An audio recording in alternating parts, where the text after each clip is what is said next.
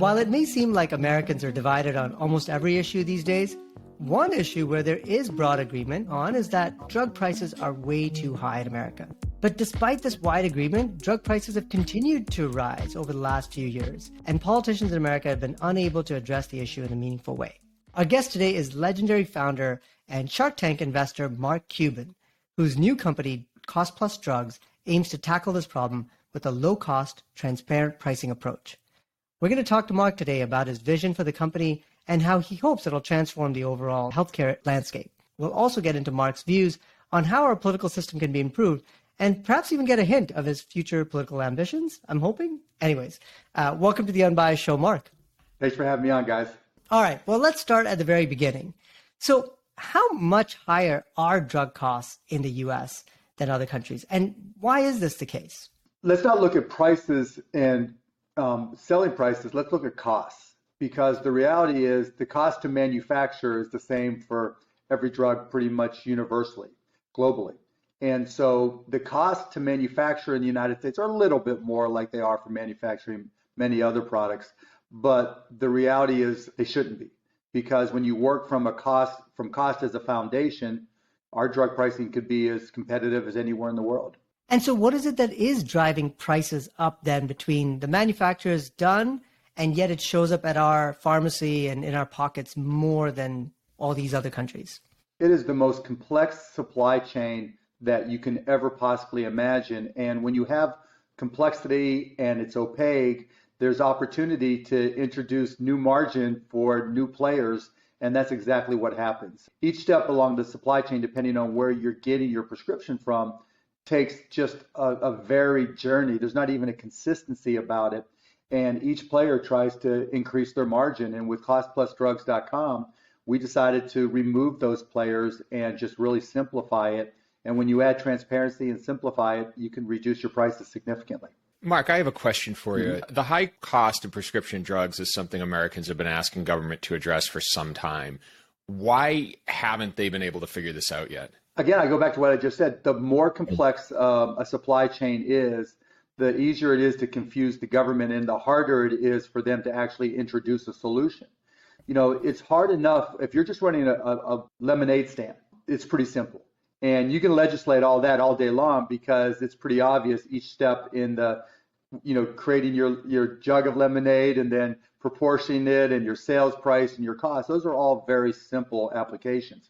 But when it comes to drugs, because, going back to when the drug is developed, going back to, when it's patented, and then when it comes off patent, and then how it's distributed, and we have so many stakeholders from the patient all the way through to the manufacturer, it's very difficult to simplify that.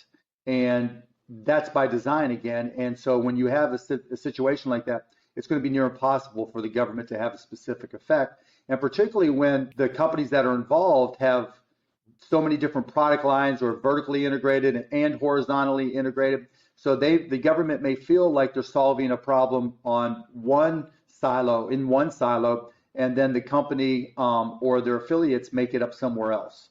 And so that complexity really makes it hard to be solved with a governmental solution. So to kind of build on that, then, why hasn't anyone else in the private sector jumped on this opportunity before you? But the difference is typically, if you look at what happens in the pharmacy world, or in most businesses for that matter, Shark Tank, any type of business, people are going specifically to maximize their earnings and their profits. And if we were attempting to maximize our profits, we wouldn't take the path that we're taking now. And so competitors in the path have gone down basically, one path with different endings, and that path is to typically become part of that complex supply chain, because that's where the money is. And then you look to pick off your little side where you think you can have the greatest impact and the greatest return. And either you grow that into a cash cow or you sell it. And those, I talked to somebody who built up a great pharmacy company and they sold it to the competition. And so, that's just a natural outcome. And honestly, if this was 20 years ago and I didn't have the wealth that I do now, I'd probably take that path as well. So let's talk about where the innovation and impact of Cost Plus Drugs is right now. So you're starting out with primarily generic drugs, right, and it looks like you're not taking insurance yet. Correct. So this is for the uninsured population on generic drugs, which is obviously... No. So we're selling generic drugs, and the innovation is the simplicity of it. We negotiate with the manufacturer, and soon we'll be manufacturing some of our own. We mark it up 15%, and we show you our cost. And then there's a $3 handling fee, pharmacy fee through our partner TruePill, and then they're shipping for $5 typically. And that's it. So the innovation is just the simplicity of it. You can't think of 5 companies in that you deal with personally or business-wise that are that simple and that transparent. Yeah. And so while it may seem like, okay, why didn't somebody else do it? That really is a big change.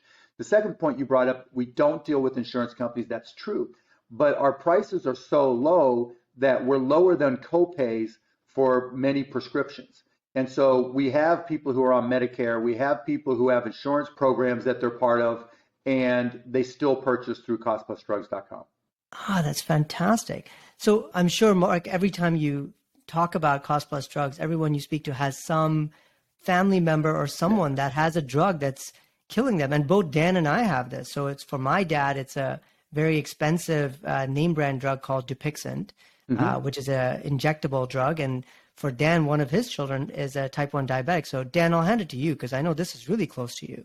Yeah, absolutely. First off, just from the standpoint of your mission, I'm on board. I was actually scanning your website and matching it with all the prescriptions we have in my house. And I'm like, we might actually save money on this. And we're insured, And so we'll go through that because that's really the explanation. So what type of medications and were we lower than your copay? That I have to ask my wife for.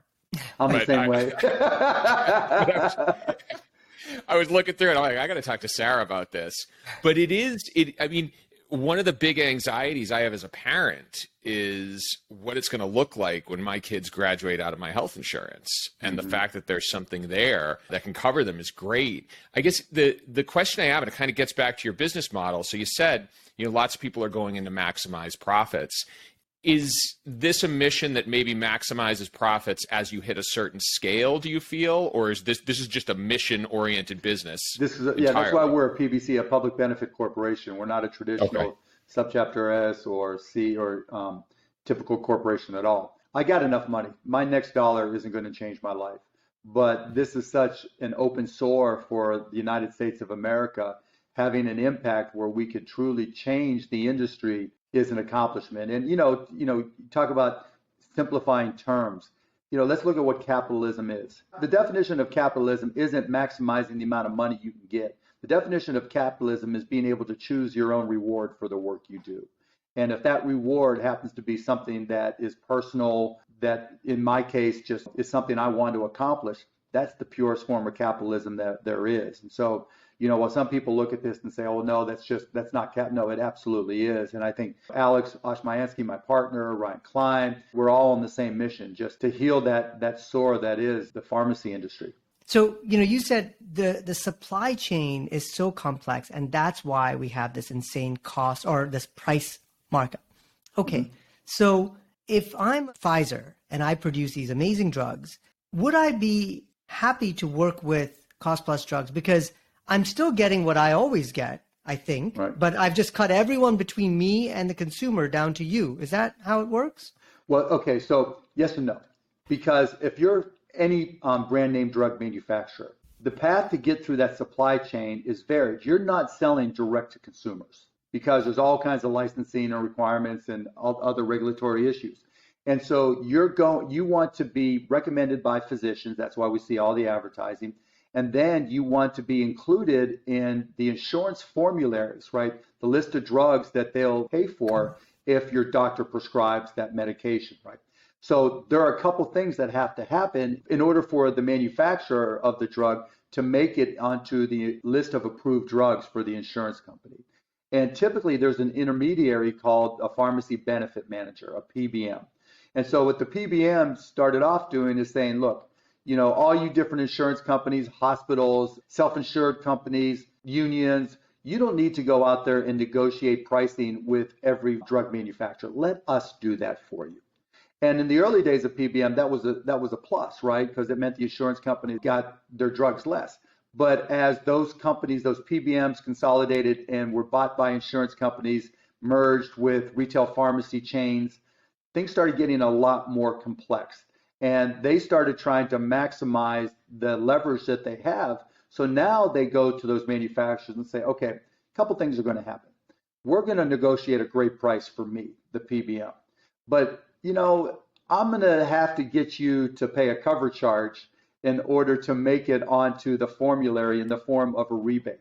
And so now they're asking the manufacturer of the drug to say, okay, you're selling it to me for $1, but if you want to stay on this insurance company and that insurance company, you're going to have to pay me a rebate.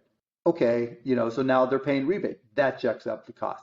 Then they're saying, the way the government pays for things and the way certain contracts are written in private business as well, it's based off the retail price.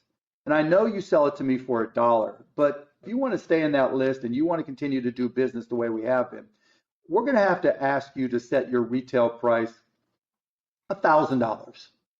So that then I can say to the government and others, okay, I'm giving you a 30% discount off of retail. Wow. Okay, so now we're getting paid on the back end by the insurance company and the government in some cases $700 that cost me $1, and I'm charging a cover charge in addition to that. And so, if you look at the Fortune top 50, you can see quite a few healthcare companies that are pharmacy related specifically for those reasons. And for the most popular drugs, when the pharmacy manufacturers do spend billions of dollars, whether it's creating, licensing and marketing, getting FDA approval, whatever it is, they're in a zero-sum game. If they're not in those big insurance company formularies and they can't get there because there's that gatekeeper charging the cover charge, they're shit out of luck. And so when you start to see all those elements and you start to see that convoluted and complex supply chain, you start to realize that in many cases, most cases even, the drug manufacturers are not the bad people here. It's the whole vertically integrated huge PBM / insurance company / provider / payer conglomerate that's really distorting everything and creating the problem. And so to go back to the question you originally asked me, Arjun, why would they work with me? Well, because they don't want to be the bad guy anymore.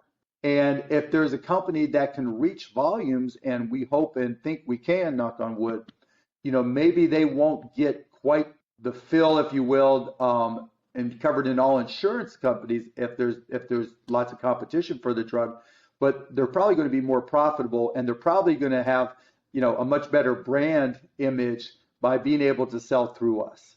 So you take that same drug that gets listed at $1,000, sold at $700 in some cases, and you sell it to us for $1. Let's just say $1.10, right? You're selling to the big guys at $1, $2 to us to make the math easy. We'll sell it for $2.30. So now you're the manufacturer and you're going, Cost Plus Drugs is selling my drug for $2.30. All these other companies are selling it for this distorted price. Now, wait, there's more. These big conglomerate pharmacy companies, and I should say healthcare companies, or healthcare / finance / pharmacy companies, they know that they're creating a lot of issues, so they pay a ton to lobbyists, but they also start playing games with discount cards and coupons because they want to be able to point to a drug that if you have the card and you drive 16 miles to the right retail pharmacy chain, that you're going to get it for $19 instead of $600. Knowing that, but let's just say 80% of their sales are going to be at $200 or more, and 20% are going to be with the coupon at $19. But they get to point, hey, look, if you do this, this, and this, and this, and this, and this, and this, and this, and this, and this, and this, you can get your $19 price. But it's still so distorted. And that's why if you go to some companies that will do price comparison shopping for you, you'll see that, there are 15 pharmacies within 3 miles of you, and they all have different prices for the same drug with a coupon. Madness. No. It is madness. Yeah, no. Yeah, one of the things I know is when you were researching Cost Plus Drugs, you studied the healthcare supply chains and compared costs in the U.S. versus Canada. And do you have an opinion on single payer healthcare? And is that something the U.S. should be pursuing? No. And I'll tell you why. If you read like any of the health single payer proposals that have been put out there, like Representative Jayapal and everything, they always start with the same lead-in paragraphs, effectively saying that whoever the Secretary of HHS is, that's who runs the show. Well, that's a political appointee. And so, you can go from one administration that is pro single payer to another that's not, and all of a sudden they're diminishing what it's able to do. And so the ability for it to be politicized is the problem. Now, me, I'm more in favor of a hybrid where if you're within, say, 200 or 300 or even 400% of federal poverty limits for income. So let's just say you're making, for sake of example, $60,000 or less, then it should be single payer for you.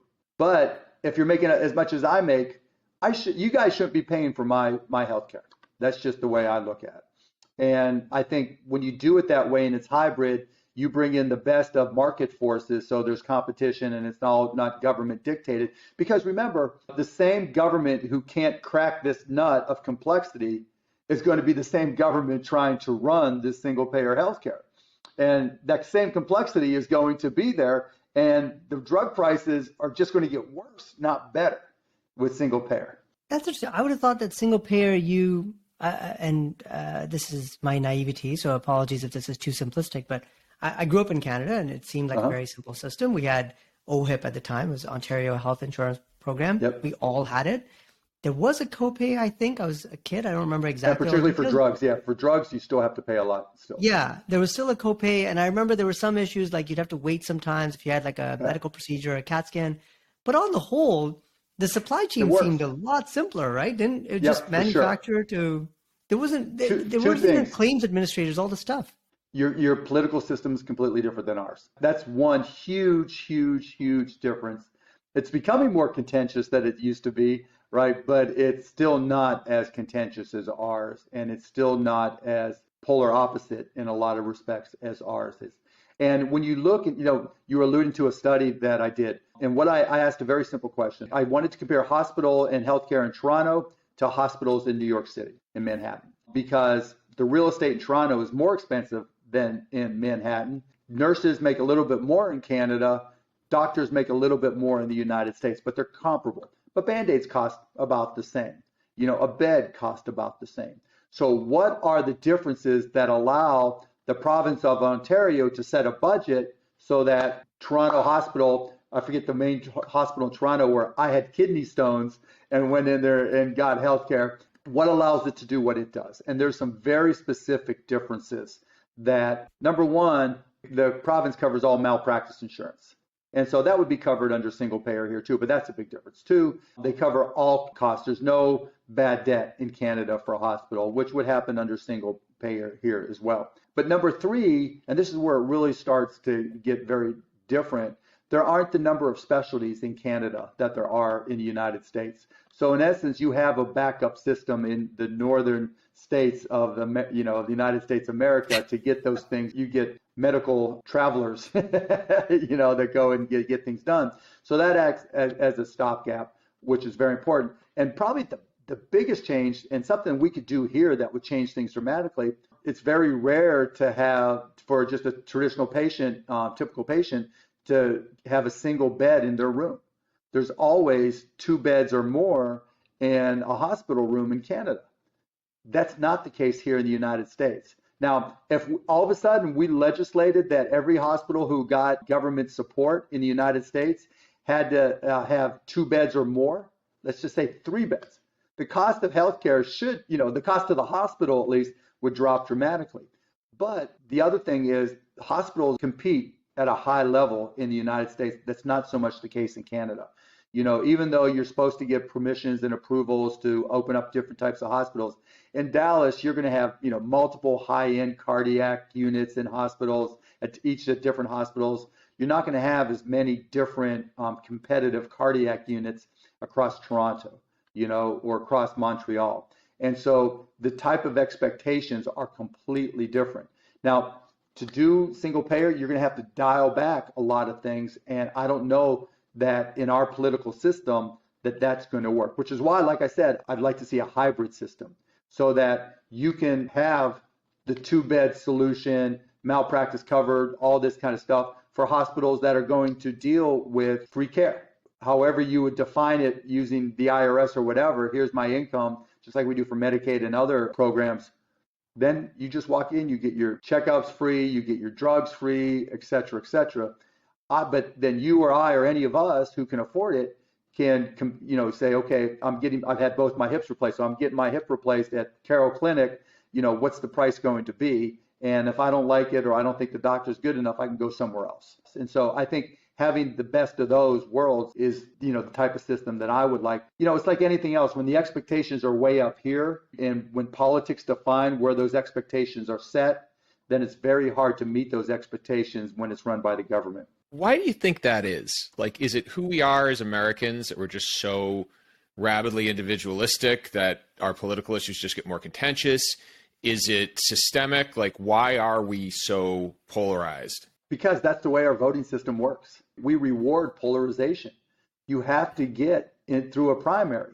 And the people who vote in primaries and donate money to candidates in primaries, I don't want to generalize too much, but I think, there's enough written out there that says they're the ones that are the most extreme. So, if I'm somebody who has just a, whatever view that is, I'm a single issue voter, and that's very important to me, and I have the resources, I can have a lot of impact in a primary by donating money and donating my time and donating however loud I can get to get people to support my position. And those candidates who don't want to get primaried, and just the fact that we talk about in this country getting primaried all the time, you've got to make those voters happy, those primary voters and contributors happy. And that creates a lot of extremism, in my opinion. So I think Alaska is famously going to test out this theory, right? They're going to have open primaries. Well, they are ranked choice voting. Yeah, they are ranked choice voting. Yeah, and I think open primaries as well, right? Yeah. And New York mayor was ranked choice voting. Right. And Maine, I think, is ranked choice voting. And, that's right. I tweeted this. I don't think it was an accident that the senator from Maine and the senator from Alaska were the ones who voted to approve our latest Supreme Court nominee. Kind of getting back to something I asked earlier on, which is why hasn't the government figured this out? Do you think that might have something to do with it? Do you think that our government might have an easier time figuring these problems out if they had a more sensible electoral system? Yeah, I mean, because you should just ask yourself a simple rhetorical question. Do we get the best candidates for office? Case closed. Yeah, there we go. And then the next question is why? Yeah. And when you have a contentious system, the more contentious it is, the more difficult it is for somebody to run, just not economically, but just the abuse you have to take. You have to typically be a Stepford candidate in order to be able to go through it, or you have to have no shame whatsoever, for yourself or your family. Everybody's got a history, and you've got to be willing for it to be dragged through the mud when you have the contentious they've had. Now, Canada, it has a lot more of that now, and it's raising its head more. But I think when you have a multi-choice voting environment, I think a lot of that is diminished because it's not a binary decision, and it's not, you can bring in more candidates with more varied backgrounds. Voters can be more accommodating because it's like sending, a parent to the store for ice cream and asking the kids, what kind of ice cream? Well, if they have vanilla, I'll take vanilla. If they don't have vanilla, I'll take chocolate, right? The example ranked choice always uses, right? And I think that just changes the tenor of a lot of our system. And really, and underneath that, the next question becomes, why do we need parties at all anymore? So I was reading a book called Why We're Polarized by Ezra Klein. And it's fascinating, lots of history. There's so many books on sort of why we're polarized. But I think the idea of the parties, like I know the founding fathers were worried that parties could actually be a really bad thing. George Washington in his farewell address, that's all he talked about, right? But then parties form, at least as Ezra outlines in his book, because otherwise it's hard for voters when they go to the polls to actually get movement on any issue. Everyone's fighting something or the other. There's so many, it's sort of all over the map. And at the end, you end up with no movement. So at least I would disagree with that vehemently, because all you have to do is look at the counter that all the conspiracy theories and how they started. QAnon had a movement without a party, and you can name a dozen different conspiracy theories that are started organically and virally, and they come together without formal organizations. And you can see the extremists, the Proud Boys as an example, or any of the others on the left. They don't need parties. They come together because we're all part of an unwired network. In radio, there's this thing where you can have independent radio stations, and when they all work together, that's called an unwired network. They're not owned under one company. You can do that now with issues. We're all part of a group somewhere, whether it's on Twitter or Instagram, or we follow the same people on TikTok or whatever it may be. There's ways for people to connect and gain momentum and some source of power, if you will, without having a party. And so I would disagree with Ezra that that's no longer a necessity. I've developed a theory now that all politics is media in a way, and the party's really just a vehicle. Because if you look, with the exception of Biden, our last two presidents were celebrity presidents. I mean, Obama wasn't, but he became one. Right. Well, yeah. I mean, but he was certainly a media figure before he was a candidate in a way. Yeah. Well, I would tell you that charisma plays, right? And that we've come to an era where the platforms are there and it's just a question of charisma. We've all become performers. Social media is performance art, period, end of story. Yeah. We've all written those posts and we thought to ourselves, okay, how's this going to play? Then you write it up and you start to edit it before you hit post. And the whole time you're thinking, okay, what's the good side of this? What's the bad side? What could go right? What could go wrong? Who's going to like it? Who's going to hate it? How's this going to impact any number of different variables? It's a performance. It's like the table read. You're having your own little table read for a Seinfeld episode in your own mind. And so, everything that we do now, because it's so driven by social media, I mean, reporters, it's not about what gets into the New York Times first. It's who tweets what first. Yeah. And it's even worse in sports, where the reporters just troll you continuously, privately, saying, give it to me first, give it to me first, give it to me first, and that is their performance on social media. And so we've all become social media performers. I don't know how your kids are. Mine are 12, 15, and 18. They're social media performers. Everything that they post.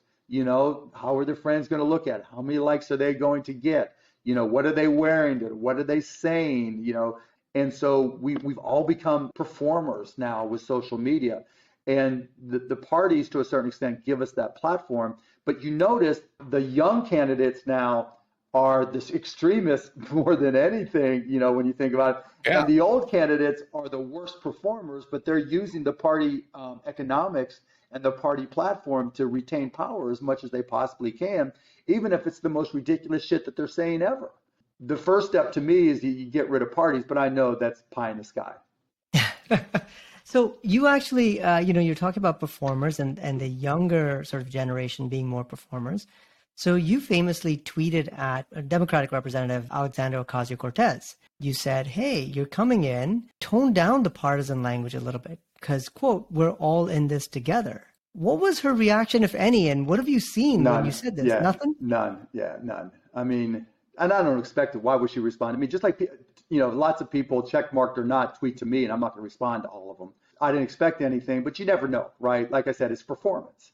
Yeah. And you don't know how people in the audience are going to respond or whether or not they're looking down at their phone. And so you throw it out there, you make your performance and you see what happens. This is fascinating because we started with saying, you're trying to disrupt the way we get drugs and make it easier and really fix this problem that's big. And then I was thinking, I wonder what else Mark could do. And I was going to talk about maybe hospitals and maybe health insurance. We can talk about those all day long. Yeah. Well, and you also went straight to, let's just eliminate parties. I was like, okay, that's disruption at a whole other level. But yeah, but that's not going to happen, right? Because the entrenched, money and power, it's just not going to happen, in the next 30 years. I mean, I wish. I grew up in that, sex, drugs, and rock and roll and question authority, generation, and we turned into Republicans that watch Fox News. It's just so disappointing, and so it's just ridiculous. I had such high hopes for the hippies, and the hippies fucked up everything. There, that's the quote of the show right there. But would you? I'm curious, Mark. So there's cost plus drugs, good start, and slowly, I presume it's going to start. You'd mentioned in another interview, you're going to negotiate with manufacturers, start getting name brand drugs, and yeah, we will do brand names. Yeah. Yeah. So you're fixing that side, and in time, I'm hopeful. At least by the time Dan's kids and my kids are older, this could be like the way we go. I hope What about so. the rest of the supply chain? Any thoughts on your own insurance company or your own hospital company, effectively a Kaiser-like system? Not insurance companies, because that's kind of a reflection of the problems of how we finance. But for healthcare, for providers, hospitals, and the like, it's something I've obviously given thought for, as we discussed a little earlier. And I think if we're able to do this, maybe that's next, right? But that's less obvious, right? There's not a fixed cost per se of a heart transplant, because there's so many other factors that go into having a good outcome.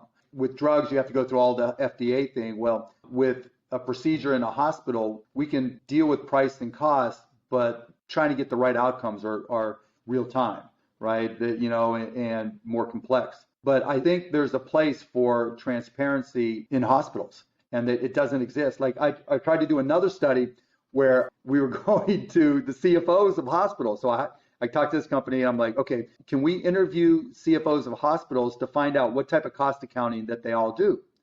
None would participate. I went to an event pre-pandemic at the University of Pennsylvania for a healthcare conference. One of the great lies of hospitals is they say that their costs are 8 to 9% above what they get paid at Medicare rates.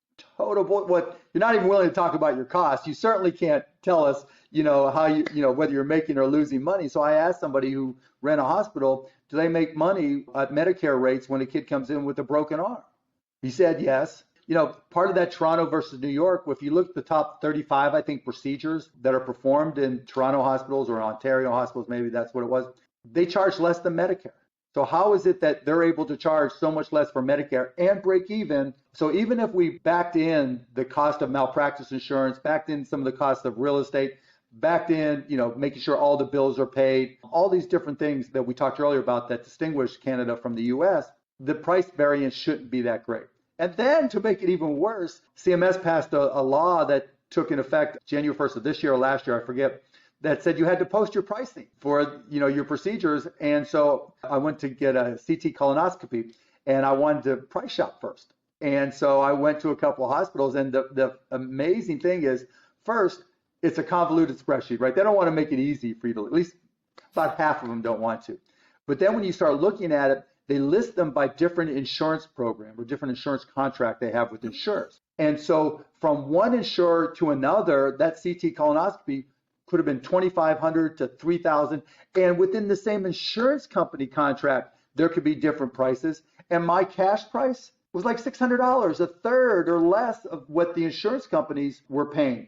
And you would think the insurance companies, with all this negotiating leverage, would be able to get a better price. But you would be wrong, because the only interest that out of payers, which are the insurance companies more often than not, providers, which are the healthcare hospitals, or patients, the 3 Ps, the only aligned interests are the payers and the providers.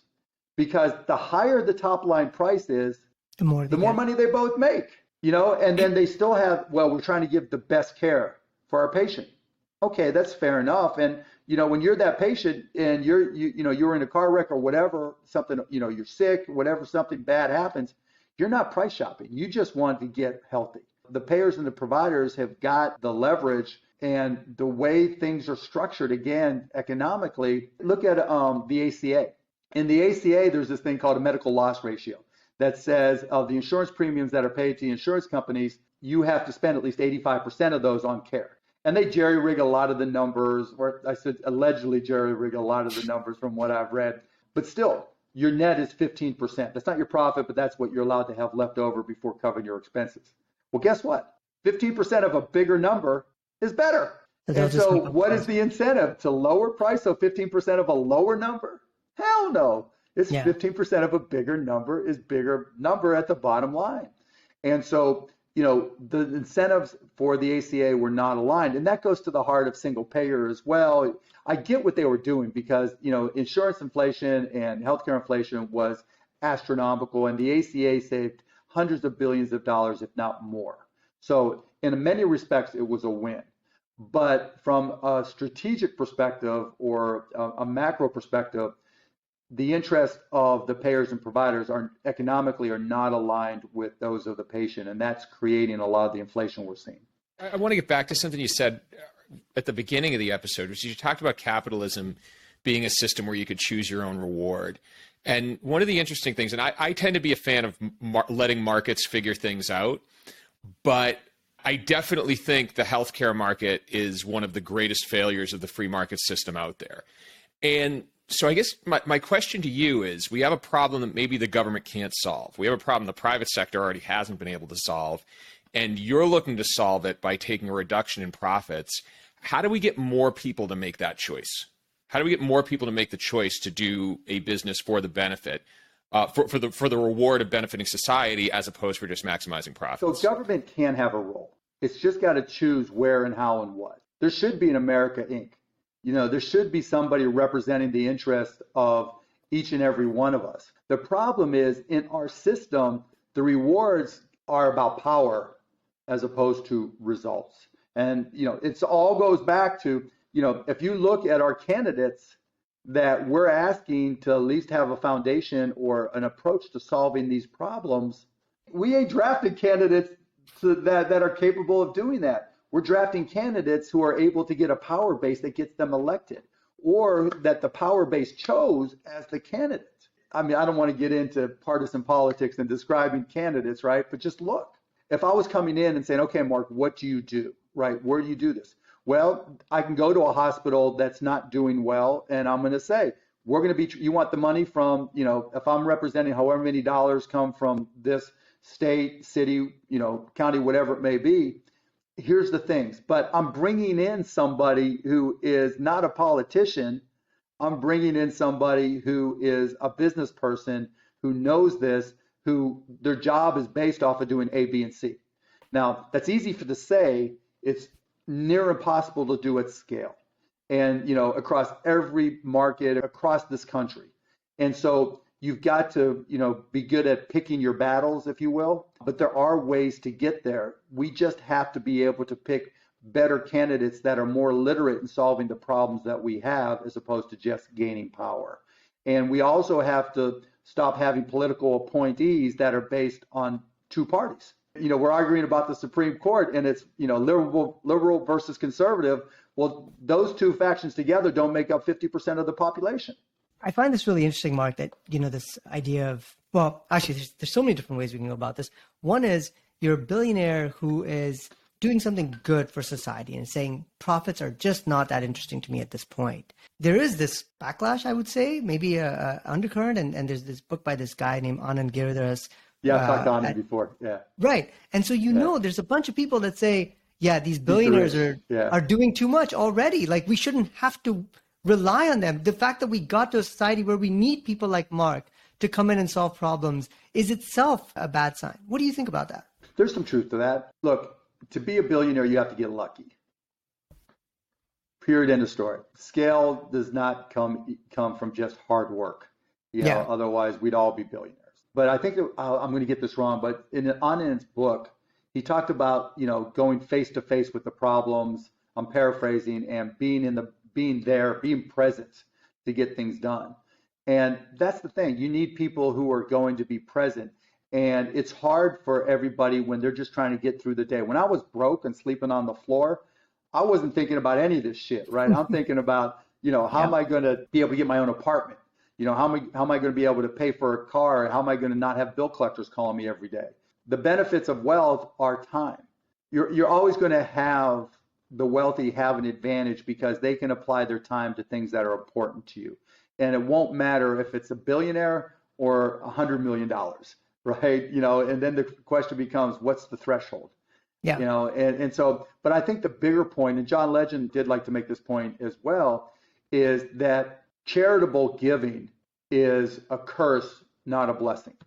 Because all it is it's like a drug, right? It just makes people dependent on it, right? It creates an addiction for those dollars. So whatever cause somebody who's wealthy decides to give to, puts their name on a hospital, does this or that, you haven't solved the problem. You've just created an addiction to the need for more money. The bigger issue becomes, how do you solve those problems? Now, again, if we're just having random discussions, if it were up to me, there's too many charities, but not enough charitable activity. Whether this is government driven or some other mechanism, typically when I get a ton of requests, obviously to give money to charities, and very often it's because somebody suffered a tragedy and they want to do something in the name of the person who suffered, who died or whatever it may be, or to support somebody. And they create a charity to do this when there's already 15 charities or 20 or 50 or 100 charities doing the exact same thing. And all that overhead is a waste of money. It's like a patent. You have to look for previous art. You should have to look for existing operating charities to see what they're doing to make a case before you get that 501c3. Because if the goal of charity is to have an impact and improve things, you're not going to do it. You go back to free market. If you have 100 charities doing the exact same thing in the same community, they all can't be effective. They're competing for money. They're competing for resources. They're competing to find that cure or whatever it is. And maybe they work together, but more often than not, in my experiences, they don't. And so they're not going to be as effective. And so that addiction to money that Anand was talking about, he's right. Which is, if you look at what we're doing with Cost Plus, I didn't make this a charity, right? I could have. We didn't want to go out and get donations. We could. We wanted this to be solving a problem. Yeah, self-sustaining rather than, okay, well, we're getting bigger, and if we want to serve another million people, we have to raise another $6 million. That's the last thing I wanted, because, again, he was right that just charitable giving by rich people and choosing what they'll give to is an addiction of charities that doesn't solve the problem. It just makes it, an ongoing self-serving cycle. Well, and I think what most people want too is I think most people don't necessarily want charity. They just want to not get screwed. Yeah, but to solve that not get screwed problem, how do you do that, right? Exactly. That's what you're doing. Yeah, and so exactly right. And so, again, part of his bad thing of billionaires, well, they get lots of money and they have lots of money and they make themselves feel better and they make everybody else feel better about them because they're donating all this money. But you look at, what Bill Gates has done in a lot of respects. He's going out inventing solutions. It might be toilets in the underserved world because that's what they need. But that's different than I think the problem that he was defining. But to a certain extent, he was right.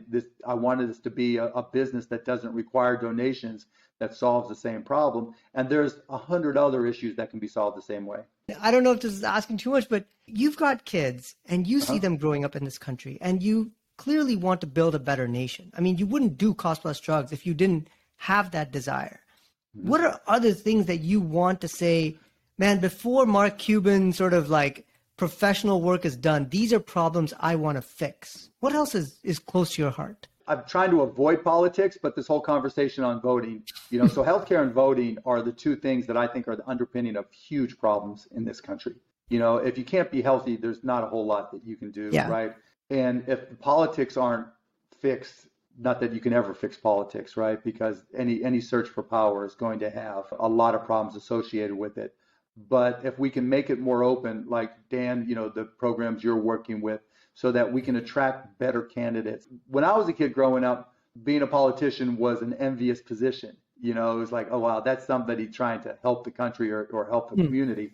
That's not the case anymore. We kind of look down on politicians like, why is this person even doing this and what's the point? And so I think trying to change that, part and parcel of that is I think there's a better, different role for government. I think we've got to get out of the mindset that government is bad because we have the image of the paper pusher bureaucrat that just, writes something on a piece of paper, puts it in the filing cabinet, pulls it out of the filing cabinet, erases it, writes down the same thing on the piece of paper, and is just by definition inefficient. I think that's changeable because of technology in a lot of respects. The impact that AI is going to have, and an underpinning of all this is, and better government is, if we don't win AI, we're not going to be the dominant superpower in the world any longer. And that applies to medicine, that applies to military, that applies to government as a service, that applies to reducing bureaucracy. And so all these things of just trying to approach problems by finding better people to solve the problems through politics, and recognizing that if we have better people and we're more technologically literate, we're able to find better solutions or better people that enable the technology, or vice versa. I think those are things that are, lofty but worthy efforts. Well, this is a minor anecdote, but I've always thought it was interesting that a little bit in Canada, but in a lot of other countries I've been in, politicians often take public transit. It's a really minor observation, but what it always meant to me was that you're just one of us. You have a limited time in office to do your time, and then you're gone, and the next person. And we're all just part of the same community. Yep. It doesn't feel like that as much in the United States, at least at the federal level. I understand, of course, the most powerful country in the world. At the state level, it's okay. I do see my state politicians actually here in San Mateo. Yeah, I don't know if there's something where it could just be like, hey, remember, you're one of us. You serve us. We're part of the same community. But you're not one of us because you have to go through that whole political power structure of the party. Yeah. You know, I support an organization called the Center for Competitive Democracy.org. And all they do is sue states and municipalities and whoever to allow independent and third-party candidates to get on the ballot. And it's just ridiculous, the bullshit that, you know, an independent or a small party candidate has got to go through. I mean, just trying to run for governor, just trying to collect signatures is insane. The worst part is it's not even so much all that.